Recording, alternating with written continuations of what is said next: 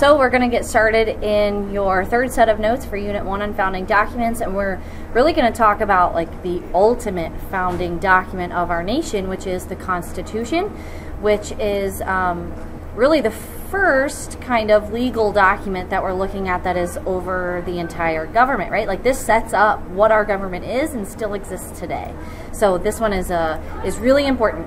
So by the end of these notes, you should be able to explain why the U.S. Constitution was written, super important, and describe 5 principles of government established by the U.S. Constitution. So we'll talk about why first, and then those 5 principles that were established.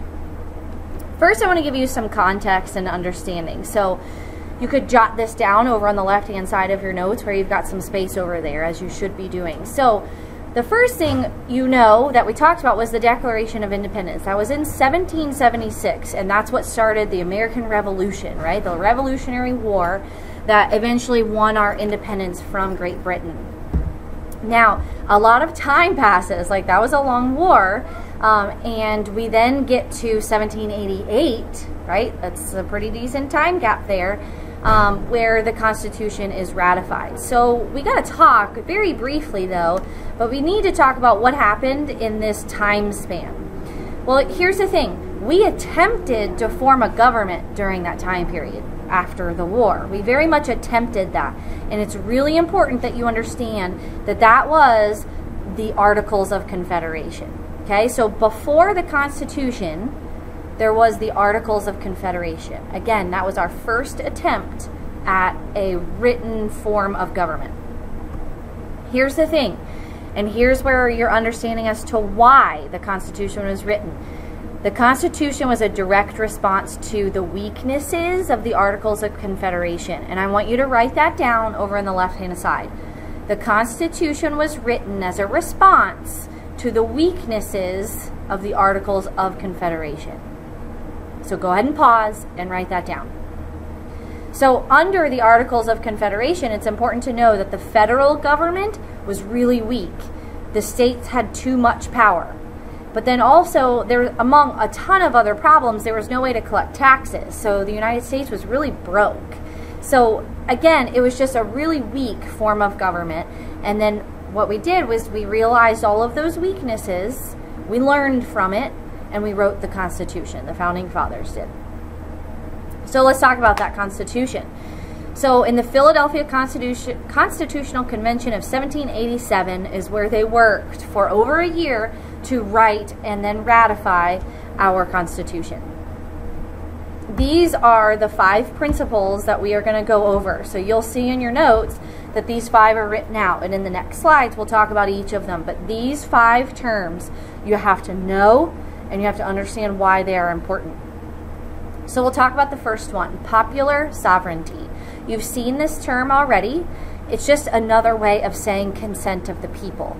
Okay, so popular sovereignty is when a government derives or gets its power from the consent of the people. The big understanding here is that the government's power does not come from God, like from a king, right? We don't want a king. We just broke up with a king. So we don't want to make that happen again. So we have this popular sovereignty. And instead, the government's power comes from the people giving the government permission to govern. It's important for you to know an example of popular sovereignty. So you notice you have a big gap in your notes. You need to listen to what I'm saying here and then write it down. So listen, pause, and then write it down and rewind if you need to. An example of popular sovereignty and how people give their consent to the government is by electing representatives. Write that down, by electing representatives. We have a Congress, right? Our legislative branch. And there's 2 houses, right? There's 2 I guess, yeah, like branches almost, 2 houses within the U.S. Congress. There's the Senate, where there are 2 senators per state that we elect. But then there's the House of Representatives, and that the more, the higher population, the more people a state has, the more representatives they have. Okay, so the big understanding here is that an example of popular sovereignty, the consent of the people, is that we vote for our representatives who then represent us in our government.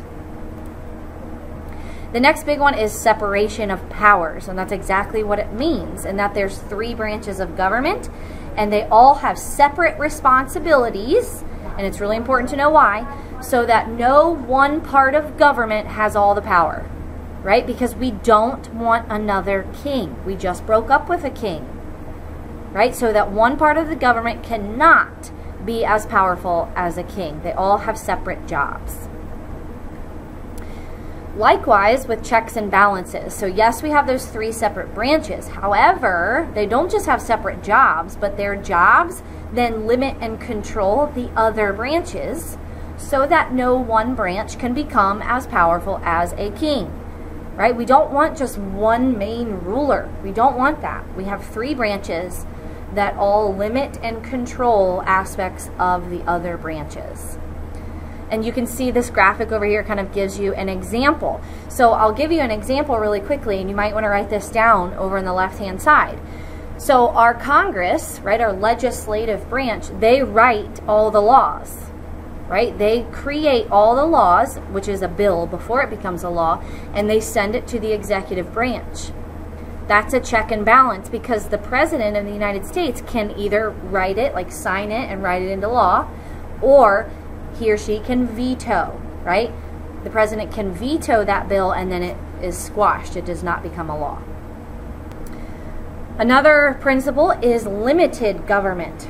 So the government's power is restricted or limited by law, by laws that we put in place to protect people's rights. So we have this Constitution, right? But along with the Constitution, there was another piece of paper, essentially, that was ratified. It was called the Bill of Rights, and we're going to have a whole nother set of notes to talk about that, but the Bill of Rights was the first 10 amendments to the Constitution. And I want you to write this down. The Bill of Rights protects the individual liberties of the people, right? It protects the freedoms of the people from the government. So those things include like freedom of speech, freedom of press, freedom of religion, those sorts of things. And finally, we have federalism. So federalism is a direct response to the weaknesses of the Articles of Confederation. So federalism is a system of government where powers are divided and shared by that one central federal government and by state governments. Now, I want you to listen here and jot this down somewhere. In the Articles of Confederation, the states were way too powerful. The states were way too powerful to where the federal government couldn't get anything accomplished. So the Constitution then responded, right? We got rid of the Articles of Confederation, and in the Constitution we said, no, we need a more powerful central government so that we're able to get things done as a united, right? Unified union, unified country. So at this point, you want to go ahead and answer those reflection questions. If you need to rewind because you missed anything, there were quite a few things that I said there that you got to make sure that you wrote down. So answer those reflection questions and then move on to your must-dos.